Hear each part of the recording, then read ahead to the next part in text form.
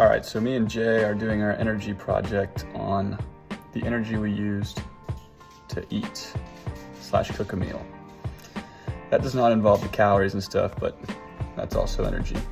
So right now, we got a pan on the stove, and then you just turn it on with the flick of a switch. Pretty crazy. And then that thing is gonna get red and warmed up. Then the energy is going to transfer from this to the pan. Stay in tune. As you can tell, the stove got pretty warm. We're searing these steaks right now. Hot to the touch. Hot to the touch right there. We got some olive oil cooking. And then we got this pan that's hot. It's got some mashed potatoes. Just kind of mixing up in a pot, stir it around, see what comes out of it. We'll keep you updated on what's next. So as the pan continues to bring more energy, it's causing the steak to get hotter and cook more. So now, we got a nice sear on it, we turned it over. You can probably barely hear my voice because it's searing so much over here. Then we got this, it's still working, getting a little hotter. Also, creating some energy just turning this thing around. It's definitely making me more and more hungry, but I need those calories, aka energy, to refuel me. So the first batch is it's done. It's still cooking in this tin foil.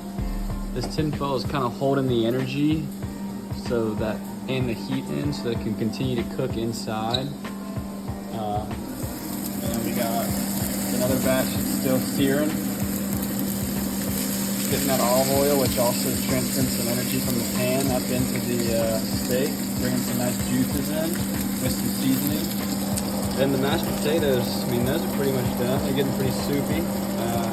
Threw in some spices in there.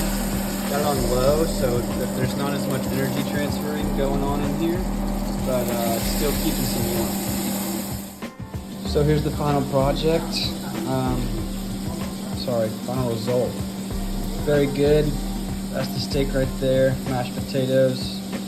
I'm gonna eat them and it'll give me some more energy. Can't wait for it, should be pretty solid. So the energy is released from the stove and the oven, but it all comes, this is the back of our apartment, and it all comes from this power box right here, and there's a utility closet that I need a key to get into, so I can't get into that. But the most of the energy comes from a power line, and then it's pulsed through here, and then we can get lights on and get our TV working.